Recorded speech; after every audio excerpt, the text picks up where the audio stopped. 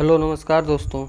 उम्मीद है आप सभी स्वस्थ होंगे और आपकी तैयारी पहले से बेहतरीन चल रही होगी। तो दोस्तों आज के इस वीडियो में हम लोग एडिटोरिया जो प्रैक्टिस मॉडल सेट कर रहे थे उसी क्रम को आगे बढ़ाते हुए आज हम लोग प्रैक्टिस सेट नंबर 11 को सॉल्व करेंगे। तथा साथ ही ध्यान रखिएगा इसमें कुछ क्वेश्चन के जो डिटेल पॉइंट्स में हम बात करेंगे वो वही पॉइंट्स होंगे दोस्तों जो एग्जाम में पूछे गए हैं और आगे पूछे जाने की प्रबल संभावना है।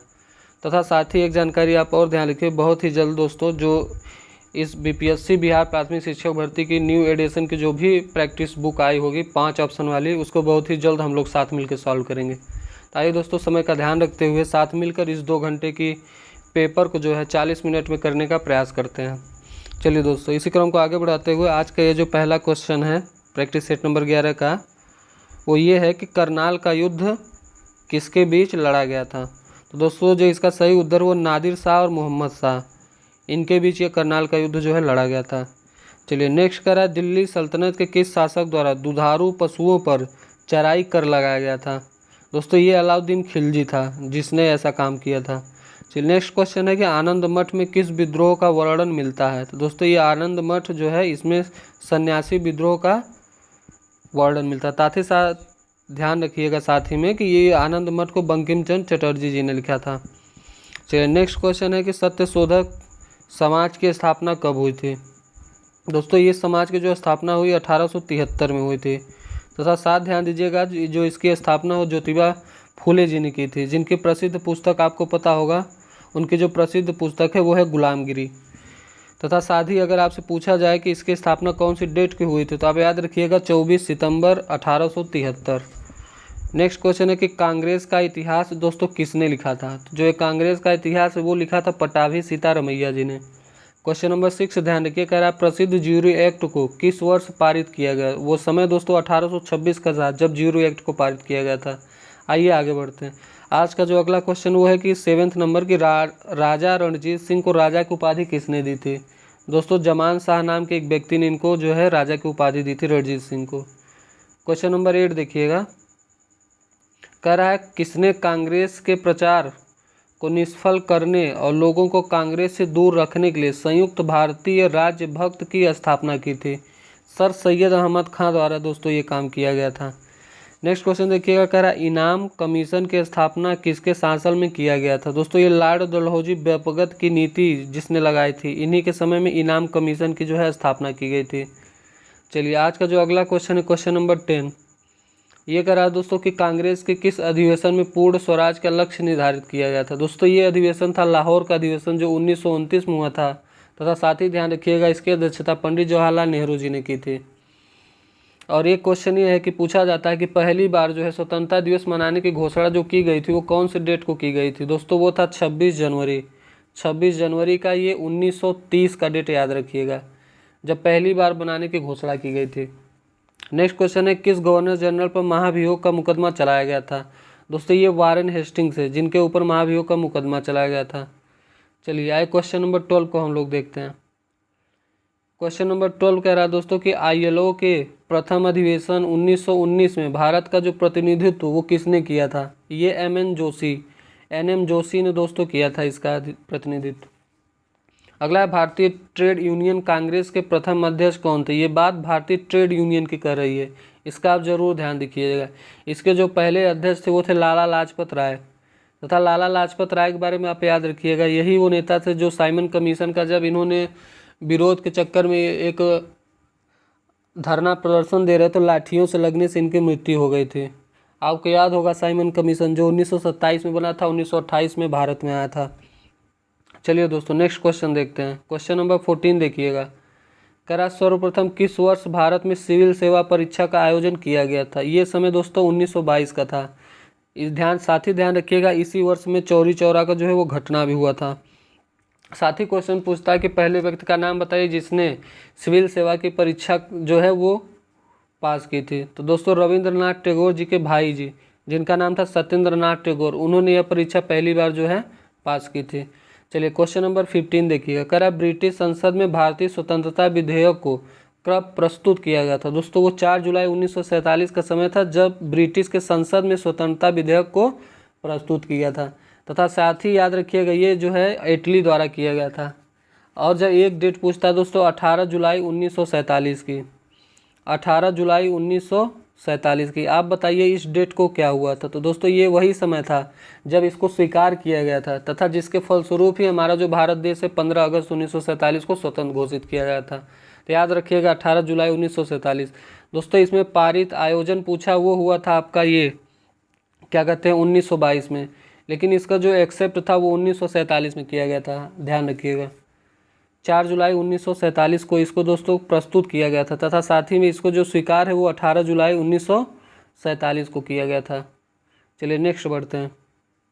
क्वेश्चन नंबर 16 देखिएगा, कह रहा भारत छोड़ो आंदोलन के समय इंग्लैंड का प्रधानमंत्री कौन था।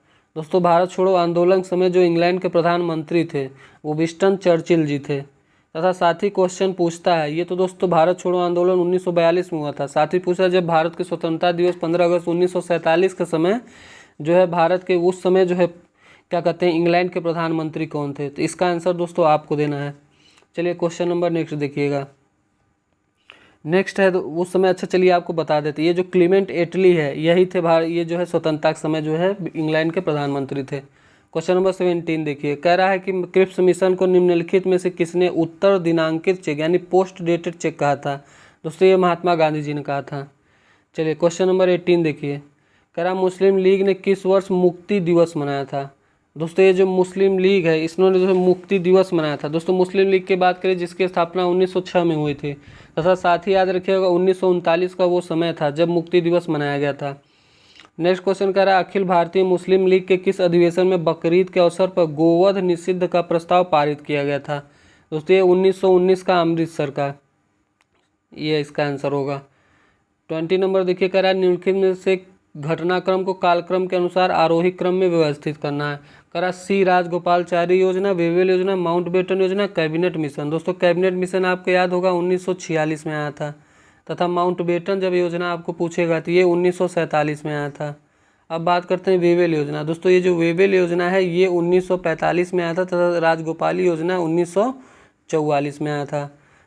अब आप बताइए इसमें क्या कह रहा है कि घटनाक्रम को कालक्रम के अनुसार आरोही क्रम है। दोस्तों आरोही क्रम वो होता है जो छोटी से बड़ी चलती है। तो देखिए आप 44, 45, फिर 46, उसके बाद 47, मतलब ये ऊपर हो जाएगा और ये नीचे हो जाएगा। तो दोस्तों इसका ऑप्शन नंबर डी में देखिए पहला, दूसरा, चौथा, तीसरा।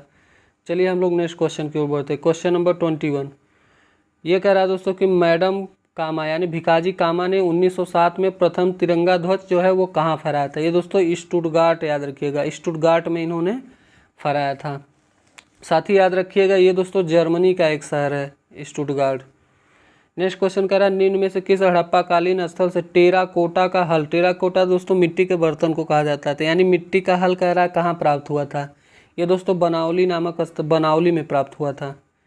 क्वेश्चन नंबर नेक्स्ट देखिएगा। क्वेश्चन नंबर 23 कह रहा मगध महाजनपद का उल्लेख सर्वप्रथम किस वेद में मिलता है। दोस्तों अथर्ववेद है जिसमें मगध महाजनपद का सर्वप्रथम उल्लेख मिलता है। साथ ही याद रखिएगा कि 16 महाजनपद हैं जिसमें से अगर आपसे पूछे बिहार में कौन कौन से थे तो दोस्तों इससे थे वज्जी, मगध और अंग। एबीएम से आप याद रखिएगा ये 3 जगह दोस्तों 16 महाजनपद में से 3 जनपद जो बिहार में थे, अंग, वज्जी और मगध, याद रखिए। नेक्स्ट कह रहा निम्नलिखित महाजनपदों को उनकी स्थिति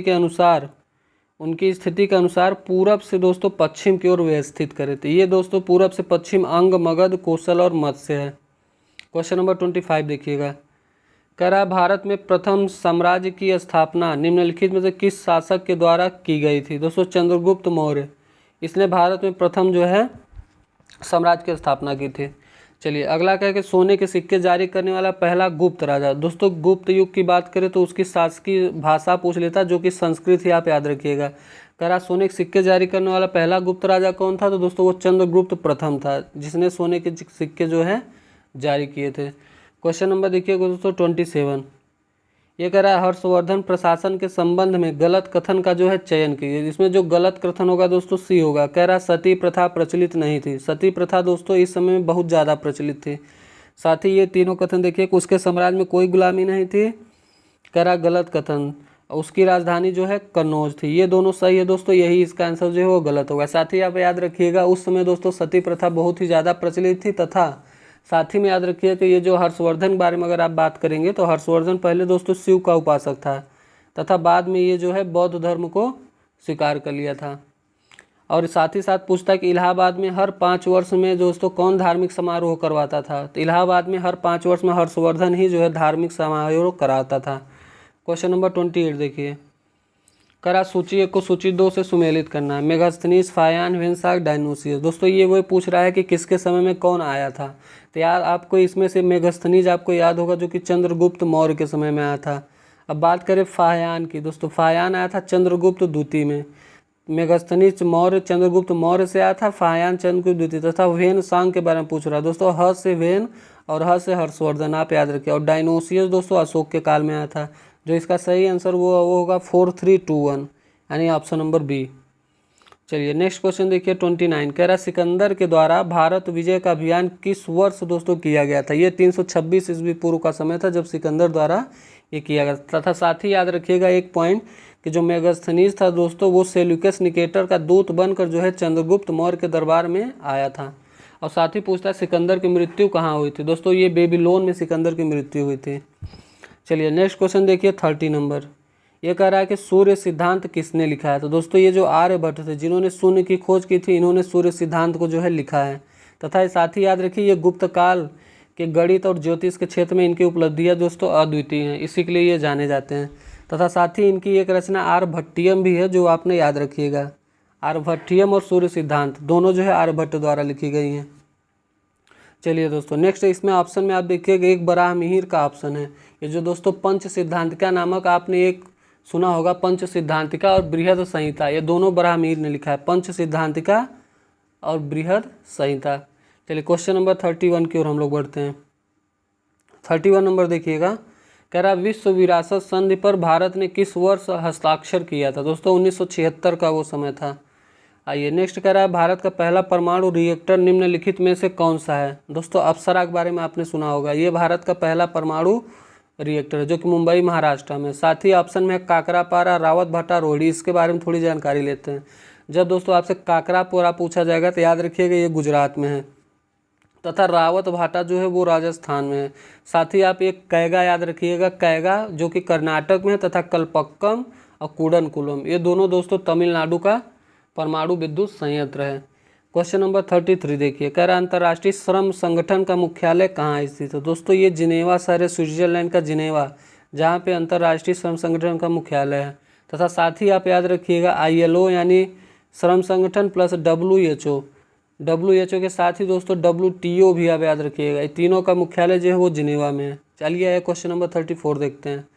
34 कह रहा उदय भूमि निम्न में से किस महापुरुष की समाधि स्थल है। दोस्तों जो उदय भूमि है वो R.K. नारायण जी की समाधि स्थल है। साथ ही आपसे याद रखिएगा चैत्र भूमि पूछता है जो डॉक्टर भीमराव अंबेडकर की समाधि स्थल है। चलिए 35 कह रहा है कि देश का सर्वोच्च वीरता पुरस्कार कौन सा है। दोस्तों महावीर, महान से भी बड़ा होता है परमवीर एक होता है। दोस्तों परमवीर जो होता है वो सर्वोच्च वीरता पुरस्कार होता है। चलिए नेक्स्ट क्वेश्चन कह रहा है निम्नलिखित राज्यों के समूह में से किस एक समूह का जो है समुद्र तट अरब सागर से सीमा बनाता है। दोस्तों जब आप भारत का नक्शा देखेंगे तो उसमें ये जो समुद्र तट है दोस्तों, इधर है आपका अरब सागर और इधर आपका पड़ता है बे ऑफ बंगाल यानी बंगाल की खाड़ी आप कह सकते हैं, और नीचे पड़ता है हिंद महासागर। तो ये कह रहा है कि किस एक समूह अरब सागर में दोस्तों जब आप देखेंगे तो इस साइड यहाँ पे आपका महाराष्ट्र, गुजरात, गोवा, कर्नाटक, केरल पड़ता है। तो ऑप्शन में देखिएगा कर्नाटक, केरल, गुजरात। ये जो कर्नाटक, केरल, गुजरात है दोस्तों ध्यान दीजिएगा, केरल, कर्नाटक, गुजरात ही इसका सही आंसर होगा। ये अरब सागर से सीमा बनाता है। क्वेश्चन नंबर 37 देखिएगा, करा केचुओं को किसानों का मित्र माना जाता है, इसके लिए निम्नलिखित में से सही कारणों को चुनिए कि ऐसा क्यों माना जाता है। आपको सही कारण बताना है। तो इसका सही आंसर होगा दोस्तों 1, 3 और 4, यानी यही कारण है। क्या है कि केचुआ मृत पत्तियों और पौधों को खाते हैं तथा इनके मल से जमीन उपजाऊ बनती है। दूसरा है कि केचुए खरपतवार खाते हैं जिससे मुख्य फसल की रक्षा होती है। केचुए खरपतवार दोस्तों नहीं खाते। अगला है केचुए खेत की मिट्टी को छिद्रयुक्त बनाते हैं जिससे ज़मीन हल्की हो जाती है। ये भी सही है और ये भी आपका सही है। और चौथा कह रहा है केचुए द्वारा बनाए गए छेदों से ज़मीन को आसानी से हवा और पानी मिल जाता है। बिल्कुल सही है। तो दोस्तों इसका ऑप्शन 1, 3 और 4 सही है। चलिए नेक्स्ट देखते हैं। नेक्स्ट क्वेश्चन कह रहा है प्राथमिक स्तर पर भाषा सीखने सिखाने का अर्थ आप किससे समझेंगे। ये है दोस्तों भाषा का प्रभावी प्रयोग।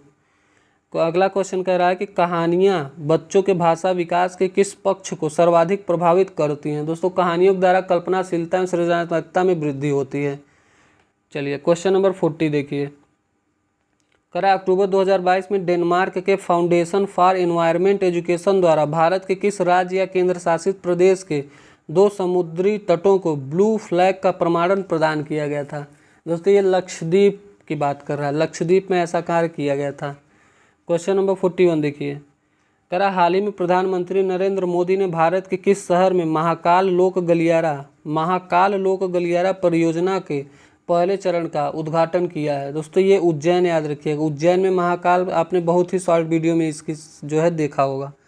चलिए क्वेश्चन नंबर 42 देखिए, कह रहा हर घर गंगा जल योजना के संबंध में निम्नलिखित में से कौन सा कथन सही नहीं है। तो दोस्तों देखा जाए तो इसमें से यह योजना बिहार सरकार द्वारा जल जीवन हरियाली मिशन के तहत ये भी सही है। इसका पहला चरण राजगीर में शुरू किया गया था, दूसरा नवादा, बिल्कुल सही है दोस्तों। तीसरा कह रहा है इसके तहत प्रत्येक लाभार्थी को पीने और घरेलू उद्देश्यों के लिए प्रतिदिन 135 लीटर गंगा जल प्राप्त होगा। दोस्तों ये तीनों कथन इसमें सही है, यानी कोई भी कथन इसमें गलत नहीं है। चलिए क्वेश्चन नंबर 43 को देखते हैं। ये कह रहा है ड्रोन के माध्यम से दवाइयाँ पहुँचाने के लिए भारत का पहला ड्रोन स्टेशन भारत का दोस्तों पूछ रहा है। तो याद रखिएगा जो पहला ड्रोन स्टेशन है वो मेघालय में बनाया गया है। चलिए आइए क्वेश्चन नंबर देखते हैं 44। कह रहा है नवंबर 2022 में प्रधानमंत्री नरेंद्र मोदी ने किस शहर में स्टैच्यू ऑफ प्रॉस्पेरिटी। दोस्तों ये बहुत ही इंपॉर्टेंट क्वेश्चन है, कई बार पूछा जा चुका है और इसकी प्रबल संभावना है कि आगे पूछी जाएगी। इसका जो सही आंसर है वो है बेंगलुरु में ऐसा कार्य नरेंद्र मोदी जी द्वारा किया गया है। तथा आप साथ ही एक पॉइंट याद रखिए, स्टैच्यू ऑफ अगर आपसे इक्वलिटी पूछे तो ये स्टैच्यू ऑफ इक्वलिटी दोस्तों हैदराबाद तेलंगाना में। तथा साथ ही याद रखिए स्टैच्यू ऑफ बिलीफ पूछे तो वो नाथद्वारा राजस्थान में है। तथा स्टैच्यू ऑफ जब आपसे यूनिटी पूछे तो वो केवड़िया गुजरात में है।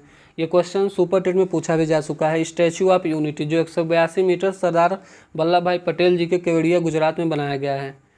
चलिए क्वेश्चन नंबर 45 देखिए, कह रहा टाइम्स मैगजीन द्वारा पर्सन ऑफ द ईयर 2022 किसे चुना गया। दोस्तों ये पर्सन ऑफ द ईयर 2022 पूछ रहा है। आप याद रखिएगा व्लादिमीर जेलेंस्की जो यूक्रेन के राष्ट्रपति हैं, जो अपने देश के लिए जो है सैनिकों का बहुत ही मनोबल उनके बढ़ा रहे हैं और साथ खड़े हुए हैं। तो इनको जो है दोस्तों पर्सन ऑफ द ईयर 2022 मिला है। तथा साथ ही 2021 का अगर आपसे पूछे तो उस वर्ष दोस्तों एलोन मस्क को दिया गया था 21 में। चलिए क्वेश्चन नंबर 46 देखते हैं। ये कह रहा है कि निम्नलिखित में से कौन सी संरचना केवल पौधों की कोशिकाओं में पाए जाते हैं और पशु कोशिकाओं में नहीं पाए जाते। केवल पौधों में पाए जाते हैं और पशुओं में नहीं पाए जाते हैं। तो दोस्तों जो इसका सही आंसर होगा वो क्या होगा, माइटोकॉन्ड्रिया, क्लोरोप्लास्ट, एंडोप्लाज्मिक रेटिकुलम एवं रसधीनिया। दोस्तों ये क्लोरोप्लास्ट होता है जो केवल पौधों में पाया जाता है, ध्यान रखिएगा। चलिए नेक्स्ट क्वेश्चन कह रहा है जीन क्या है। तो दोस्तों जीन डीएनए का एक खंड है जो एक प्रोटीन के लिए कोड करता है। इसका सही ऑप्शन ए होगा। चलिए क्वेश्चन नंबर 48 देखिए, करा किस प्रकार के कोशिका विभाजन से 2 समान संतति यानी डॉटर सेल का निर्माण होता है, मतलब उसमें कोई परिवर्तन नहीं होता। दोस्तों इस क्रिया को माइटोसिस कहते हैं, याद रखिए। नेक्स्ट क्वेश्चन है किस वैज्ञानिक ने उपार्जित लक्षणों की वंशागति सिद्धांत का विचार प्रतिपादित किया था। दोस्तों ये विचार जो है ये दिया था जीन बैप्टिस्ट लैमार्क, यानी आप लैमार्क नाम सुनते होंगे, जीन लैमार्क करके इन्होंने ये जो है सिद्धांत दिया था। चलिए इसी के साथ आपको अगर याद है तो चार्ल्स डार्विन के बारे में, जिसने प्राकृतिक चयन का सिद्धांत दिया था। अक्सर एग्जाम में पूछा जाता है प्राकृतिक चयन का सिद्धांत किसके द्वारा दिया गया, तो वो चार्ल्स डार्विन के द्वारा दिया गया था, याद रखिए। चलिए क्वेश्चन नंबर 50 देखते हैं दोस्तों।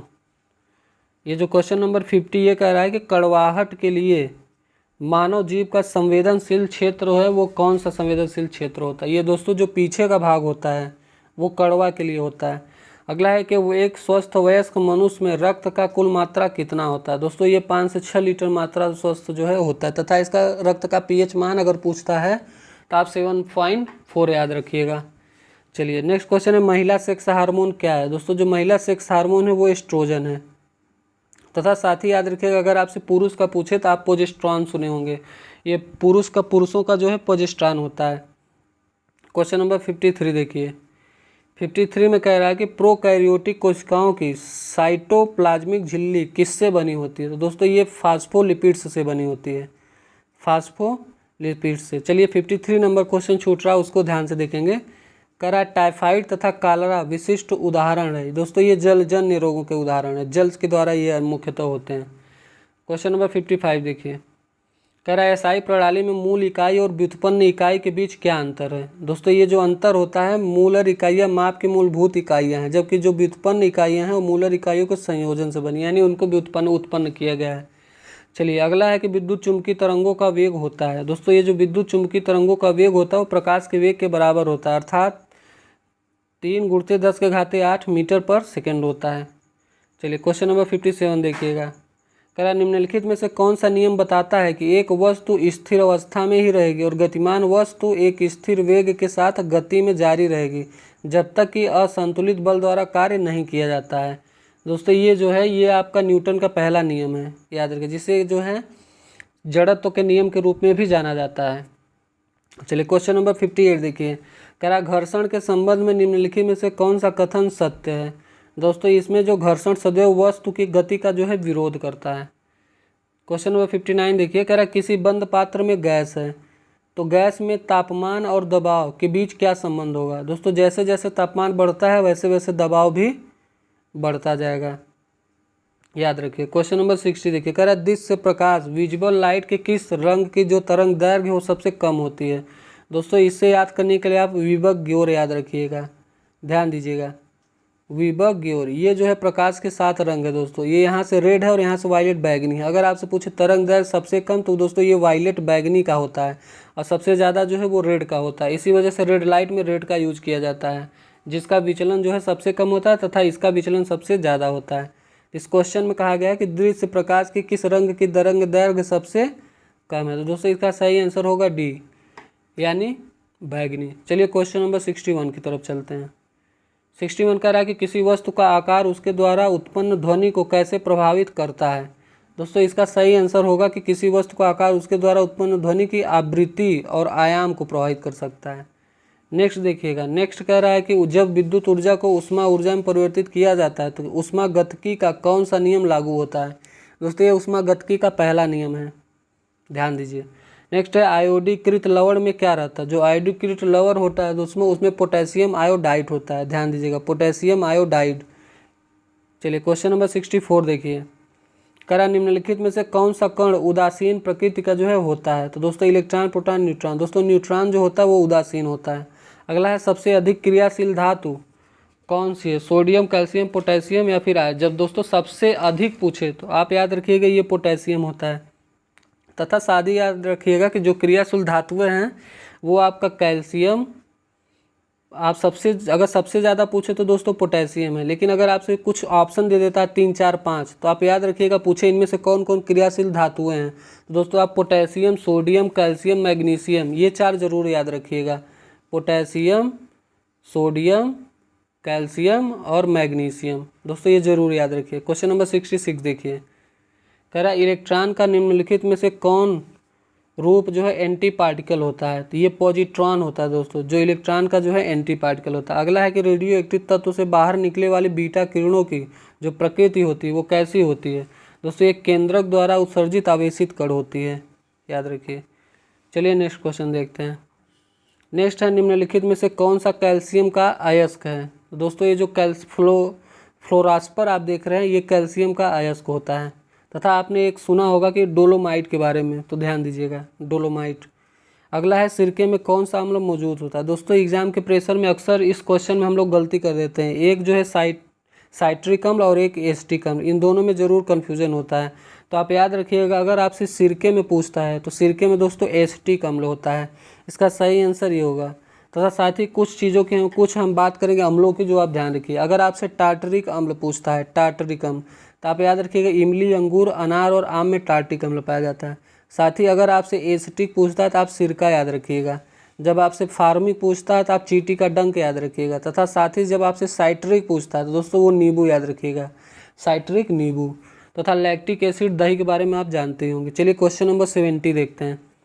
ये कह रहा है वायु में किस गैस की मात्रा सबसे अधिक है। दोस्तों ये नाइट्रोजन की मात्रा 78% वायु में सबसे ज़्यादा होती है। साथ ही याद रखिए कि ऑक्सीजन 21% और कार्बन डाइऑक्साइड जो होता है वो 0.03% होता है। चलिए नेक्स्ट का देखते हैं। क्वेश्चन नंबर 71 देखिए। 71 नंबर है दोस्तों कि निम्नलिखित में से किस अनुच्छेद के अंतर्गत वित्त आयोग के गठन का प्रावधान किया गया। दोस्तों वित्त आयोग का जब गठन की बात करेगा वो अनुच्छेद 280 है, तथा साथ ही याद रखिएगा जब आपसे धन विधेयक की बात करेगा वो 110 है, तथा वार्षिक वित्तीय विवरण की बात करेगा वो अनुच्छेद 112 है। तो इसका सही आंसर सी होगा। चलिए नेक्स्ट देखिएगा, करा निम्नलिखित में से संथाली, डोंगरी, मैथिली तथा बोडो किस संशोधन द्वारा 8वीं अनुसूची में शामिल किए। दोस्तों जब संविधान बना था 8वीं अनुसूची में कुल भाषाएं 14 थी, जो 8 भाषाएं वो जोड़ी गई थी। तो थोड़ा आप जल्दी से याद रखिएगा, जो 21वें संविधान संशोधन के द्वारा दोस्तों सिंधी भाषा जोड़ी गई, तथा जब आपका 71वां संविधान संशोधन हुआ तो उसमें नमक जोड़ी गई, अर्थात नेपाली, मणिपुर और कोंकणी, तथा इन दोनों को जब आप ऐड करेंगे दोस्तों तो आता है 92 संविधान संशोधन। 21 में 71 जोड़ेंगे तो भी 92 हो जाएगा। इसके द्वारा जो है बोडो, डोगरी तथा मैथिली और संथाली भाषा जोड़ी गई थी। तो इसका जो सही आंसर होगा दोस्तों वो होगा 92वां संविधान संशोधन। अब बात बनती है कि 2003 में हुआ था संशोधन या फिर 2004 में। तो आप याद रखिएगा ये जो संशोधन है दोस्तों 2003 में हुआ था। चलिए क्वेश्चन नंबर 73 देखिएगा, यानी इसका जो सही आंसर होगा वो होगा केवल 2। चलिए 73 देखिए क्या कह रहा है, किस अनुच्छेद के तहत आपातकाल के दौरान राष्ट्रपति के आदेश द्वारा अनुच्छेद 19 में वर्णित मौलिक अधिकार का स्वतः निलंबन हो जाता है। ये अनुच्छेद 358 है दोस्तों, अनुच्छेद 358।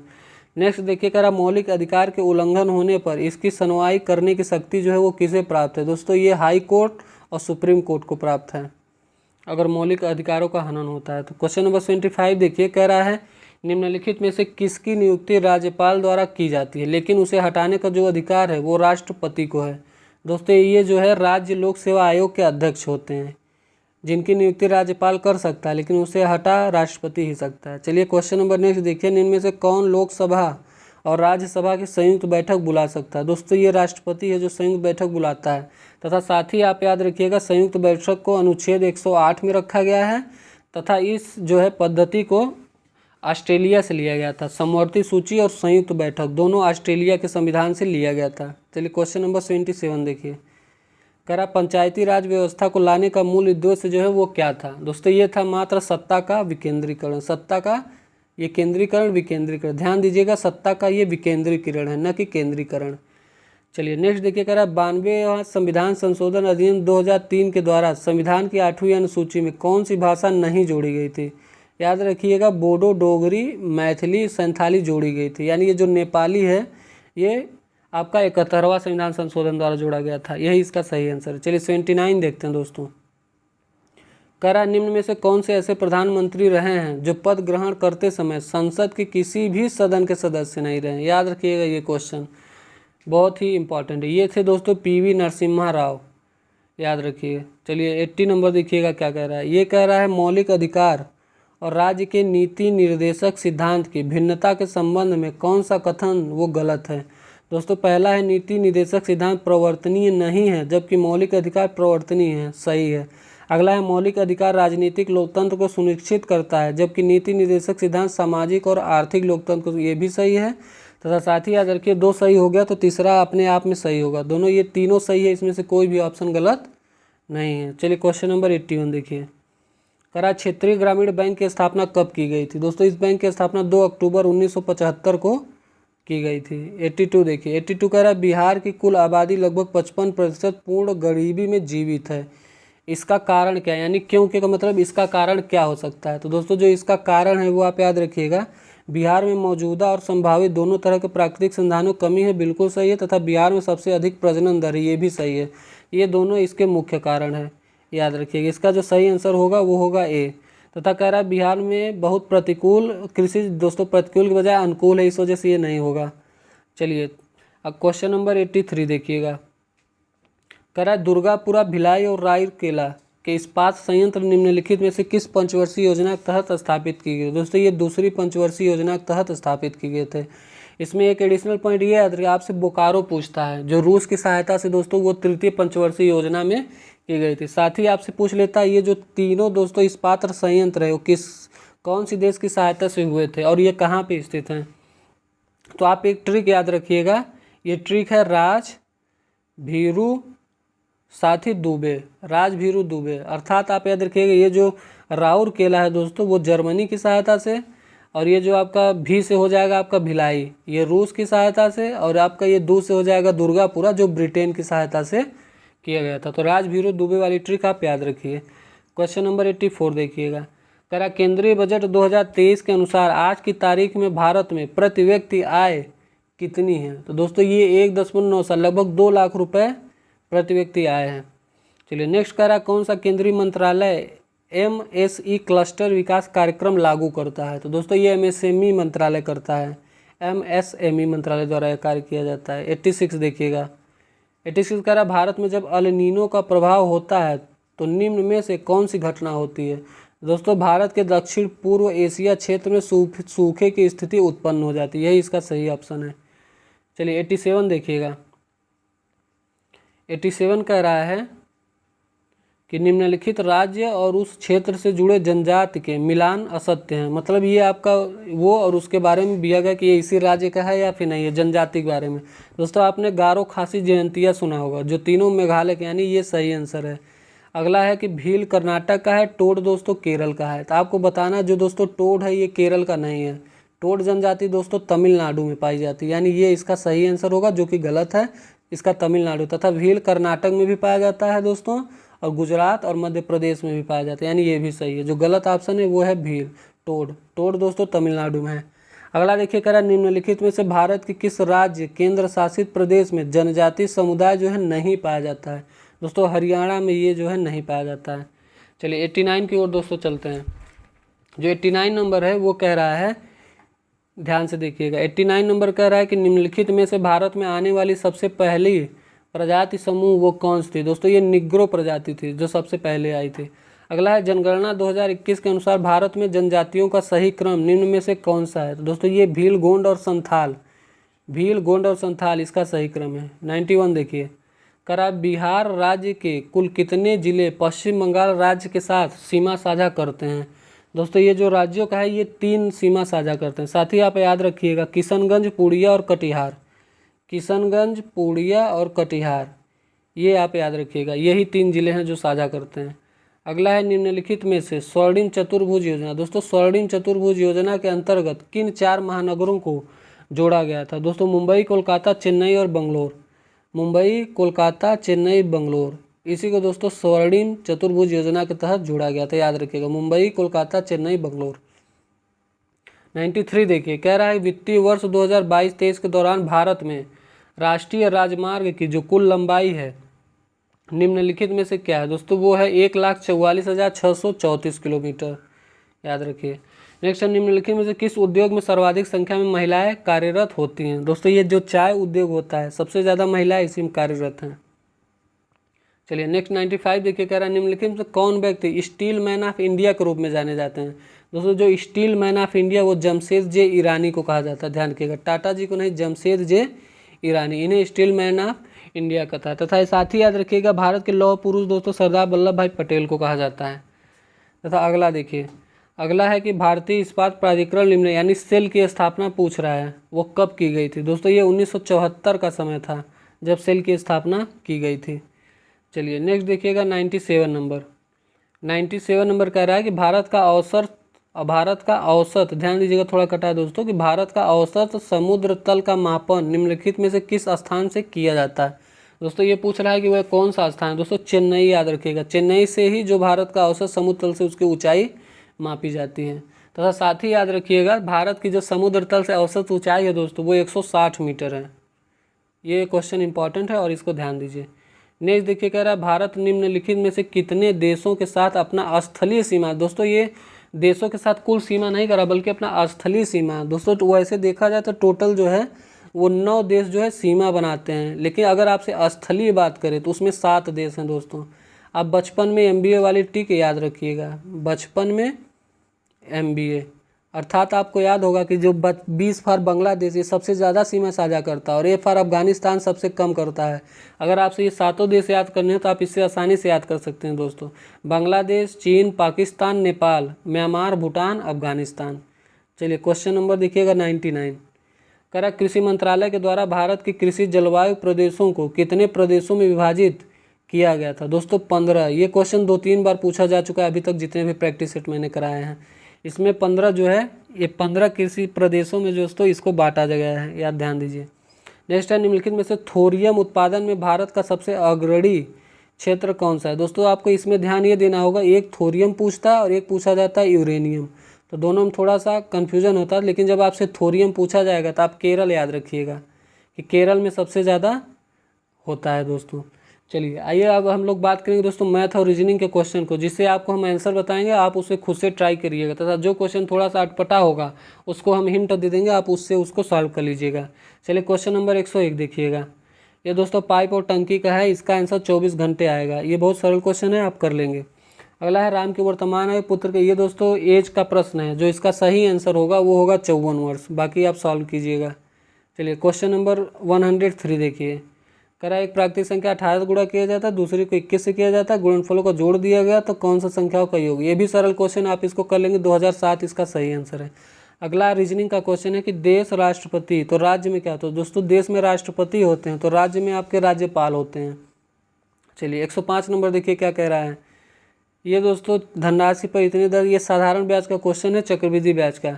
इसको जब आप सॉल्व करेंगे 15% इसका आंसर आएगा। बहुत ही सरल क्वेश्चन है, आप आराम से 1 वर्ष का साधारण ब्याज 60 रुपये दोस्तों आप निकाल लेंगे। 2 वर्ष का देखिए 120 है, तो एक का आपका 60 निकल जाएगा। इसी तरीके से आप करेंगे तो सॉल्व हो जाएगा। अगला वह छोटी छोटी संख्या 3 अंकों की जो सबसे बड़ी संख्या को पूर्ण वर्ग बनाने के लिए जोड़ा जाना चाहिए, वह क्या है दोस्तों, ये 25 है। तथा इसको जब आप सॉल्व करेंगे, इसके अगर आप ऑप्शन करेंगे तो आपका क्वेश्चन जो है बहुत आसानी से हो जाएगा। जैसे पहला ऑप्शन 22 है, तो आप 999 22 जोड़िए तो 1021 आएगा, तथा 999 जब आप 24 जोड़ेंगे तो 1023 आएगा। और जब विकल्प 3 यानी ये आपका ये जो 25 था, इसमें जोड़ेंगे तो आपका आ जाएगा 1025, तथा विकल्प 4 में देखेंगे तो 1011 आके पूर्ण वर्ग ऐसे हो जाएगा। तो मतलब कह रहा है छोटी छोटी संख्या 3 अंकों की जो सबसे बड़ी संख्या को पूर्ण वर्ग बनाने के लिए जोड़ा जाना चाहिए पूछ रहे, तो दोस्तों वो 25 होगा। चलिए क्वेश्चन नंबर 107 देखिएगा। 107 में ये कह रहा है एक वस्तु का क्रय मूल्य, ये क्रय मूल्य विक्रय मूल्य लाभ हानि का क्वेश्चन है। इसका जो आंसर आएगा दोस्तों वो 36 आएगा, कर लीजिएगा। चलिए नेक्स्ट देखिएगा, पाइप और टंकी का क्वेश्चन 108 नंबर का है कि दो नल ए बी एक टंकी को इतने इतने मिनट भरते, दोनों नल एक साथ खोले जाते हैं, कितने समय बाद नल बी को बंद कर देना चाहिए जाकि टंकी जो है वो 9 मिनट में भर जाए। तो इसका जो सही आंसर होगा दोस्तों 4 मिनट होगा। क्वेश्चन आप जरूर ट्राई करिए। अगला एक धनराशि साधारण ब्याज उस राशि का इतना है, वर्षों की संख्या 200। जब भी ऐसा क्वेश्चन पूछे तो आप 25 को मूलधन, नीचे वाले को मूलधन, ऊपर वाले को ब्याज मान लिया करिए, और आपका क्वेश्चन SI बराबर PRT/100 से लग जाएगा। जिसका सही आंसर आएगा वो आएगा 8। 110 नंबर देखिए, ये लड़के लड़कियों का अनुपात है, ये भी बहुत सरल क्वेश्चन होता है, इसका आंसर 78% आएगा, आप सॉल्व कीजिए। अगला ये जो दोस्तों ये रिक्त स्थान वाला क्वेश्चन, इसमें पैटर्न बनता है, याद रखिए कि जब आप इसमें B तीनों में भर देंगे तो आपका एक पैटर्न बन जाएगा ABB AA, तो आप ABB AA ABB AA वाला पैटर्न बन जाएगा। तो जो इसका सही आंसर आएगा वो B आएगा। 112 नंबर देखिए, पंक्ति का क्वेश्चन है रैंकिंग का, जो इसका सही आंसर वो 19 आएगा, आप सॉल्व कर लीजिएगा। बहुत ही अच्छे क्वेश्चन होते, थोड़ा दिमाग आपको लगाना पड़ेगा। अगला है निम्न विकल्पों में से कौन सा विकल्प नीचे दिए हुए शब्दों का सार्थक दोस्तों क्रम दर्शाता है। जब आप ये देखिएगा सार्थक क्रम पूछ रहा है, ऊतक परमाणु अणु वंश कोशिका, जब आप ऑप्शन बी देखेंगे यानी 3 5 4 1 ये सार्थक क्रम होगा, अर्थात परमाणु पहले, परमाणु से मिलकर दोस्तों अणु बनता है, और अणु से मिलकर दोस्तों एक कोशिका बनती है, और कोशिका से एक ऊतक बनता है, जब ऊतक से भी तैयार हो जाता है दोस्तों अंग बनता है। चलिए क्वेश्चन नंबर 114 देखिए, कह रहा वेन आरेख चुने जो निम्न वर्गों के बीच संबंध का सबसे अच्छा निरूपण करता है। संचार, टेलीफोन और पत्र। दोस्तों जब संचार, टेलीफोन और पत्र करेंगे ये इसका सही ऑप्शन होगा, क्योंकि संचार में दोस्तों ये बड़ा वाला संचार है, इसमें टेलीफोन और पत्र दोनों आता है। चलिए क्वेश्चन नंबर 115 देखिए, ये रिक्त स्थान है कि 1 1 6 6 11 11 16, उसके बाद क्वेश्चन मार्क आपको है, आपको बताना ये कैसे होगा। तो दोस्तों इसमें 16 और 21 आएगा, ऑप्शन नंबर बी। बाकी अगर बात करिए होगा कैसे, तो दोस्तों 1 में 5 जो आप जोड़ेंगे तो दोस्तों ये 6 हो जाएगा, तथा 1 में 5 जोड़ेंगे आपका ये 6 हो जाएगा, 11 में 5 जोड़ेंगे 16 हो जाएगा। दोस्तों जब आप यहाँ 11 में 5 जोड़ेंगे तो 16 हो जाएगा, और आपसे कह रहा है उसके बाद क्या आएगा, तो दोस्तों जब आप इस 16 में 5 जोड़ेंगे तो वो 21 हो जाएगा, यानी +5 करके आपको सॉल्व करना है। चलिए नेक्स्ट है कि पासे की 2 स्थितियाँ दी गई हैं, तो कौन सा फलक 2 वाले फलक के विपरीत होगा। दोस्तों 2 के फलक विपरीत में ये 3 होगा, क्योंकि देखिए 1 डाइस कॉमन है, यानी इसके जस्ट बाद 1 है, तो 1 के विपरीत में 5, 4 के विपरीत में 6, तो 2 के विपरीत में आपका बचा है ओनली 3, यानी 3 इसका सही आंसर हो जाएगा। 117 नंबर कह रहा है कौन संख्या दी गई श्रृंखला में प्रश्न चिन्ह का स्थान पर लेगी। दोस्तों इसका सही आंसर होगा 810, तथा साथ ही आप देखिएगा इसमें -2 -3 × 4 -5, ऐसे करके ये पैटर्न बनाया गया है। इंटू 2 के बाद आप देखिएगा -3 है, फिर उसके बाद आपका ये इंटू 4 हो गया, उसके बाद -5 हुआ है। तो इसी प्रकार अगले में दोस्तों इंटू 6 होगा, क्योंकि 2 बढ़ रहा है, और माइनस आप देखिएगा 5 2 7 हो जाएगा। तो इसका आंसर 810 आएगा। चलिए नेक्स्ट और लास्ट क्वेश्चन की ओर हम लोग बढ़ते हैं। अगला कह रहा है दोस्तों कि अग्नि और धुआं, अग्नि से धुआं होता है। तो अगला आपको बताना जूता पालिश, बादल वर्षा। दोस्तों जब अग्नि से धुआं तो बादल से वर्षा। नेक्स्ट है सिस्टम को इतना, इतने को इतना। तो फिंगर को क्या लिखा जाएगा? जब आप इसको दोस्तों देखिए ये SY है दोस्तों, तो इसको ये SY को यहाँ पे YS चेंज कर दिया गया है, मतलब उल्टा कर दिया गया है। साथ ही FA देखिएगा, इसको यहाँ उल्टा कर दिया, यानी FI को दोस्तों I और F हो जाएगा, ये यहाँ से मिल जाएगा। तथा साथ ही याद रखिए यस का उल्टा दोस्तों क्या होता है? जो यस का विपरीत होता है वो H होता है। तथा टी का उल्टा G, यानी उल्टी रैंकिंग। यहाँ देखिए टी की उल्टी रैंकिंग G हो जाएगी, एच की उल्टी रैंकिंग S हो जाएगी। तो इसमें बीच में उल्टी रैंकिंग है। तथा अगले में अगर आप देखेंगे तो EM को जो है ME कर दिया गया है, ER को दोस्तों RE कर दिया गया। इसी प्रकार ER को दोस्तों RE, तो यानी इसमें है। सही आंसर इसका A होगा। चलिए लास्ट क्वेश्चन आज का देखिएगा, कथन वाला है कि एक सिलेक्शन जॉब है, कुछ परीक्षा परिणाम है, कोई परिणाम सिलेक्शन नहीं है, तो इसको कैसे करेंगे? दोस्तों देखिए कह रहा कुछ जो है आपका जो सिलेक्शन है वो जॉब है, ये कथन है कि कुछ सिलेक्शन जो है आपका जॉब है। अगला कह रहा कुछ परीक्षा परिणाम है, मतलब इन दोनों में कुछ नहीं है। तो कुछ आपका परीक्षा कह रहा है वो जो है दोस्तों परिणाम है, PR से परिणाम है। अगला है कि कोई परिणाम सिलेक्शन है, मतलब ये अलग पूरा बन रहा है, ये अलग पूरा बन रहा है। तो पूछ रहा है कि कुछ परीक्षा सिलेक्शन नहीं है, अर्थात कुछ आपका यहाँ जो परीक्षा है वो सिलेक्शन नहीं है, तो ये कह रहा है। अगला है कि सभी सिलेक्शन परीक्षा हो सकते हैं, सभी सिलेक्शन बिल्कुल नहीं हो सके दोस्तों। इसमें ना तो एक और ना ही 2 अनुसरण करता है, आप ध्यान रखिएगा। चलिए दोस्तों इसी के साथ जो है आज का ये प्रैक्टिस सेट दोस्तों समाप्त होता है। उम्मीद है आप जरूर देखिएगा। बाकी के प्रैक्टिस सेट दोस्तों करा चुके हैं। ये जो क्रम है आगे से पीछे से हम लोग ले चल रहे हैं। आज का ये 11वां, उसके बाद दोस्तों आपका प्रैक्टिस सेट नंबर 10 मिलेगा। उम्मीद है आप जो है अपनी तैयारी जो है बेहतर कर ही रहे होंगे। साथ ही दोस्तों बहुत ही जल्द आपको 5 ऑप्शन वाला प्रैक्टिस सेट जो है वो कराया जाएगा। तो ठीक है दोस्तों, आप अपनी तैयारी बनाए रखिए, समय बहुत ही कम बना है, और अपने ऊपर विश्वास रखिए, सब अच्छा ही होगा। तो इसी के साथ जो है दोस्तों वीडियो को समाप्त करते हैं। धन्यवाद, जय हिंद।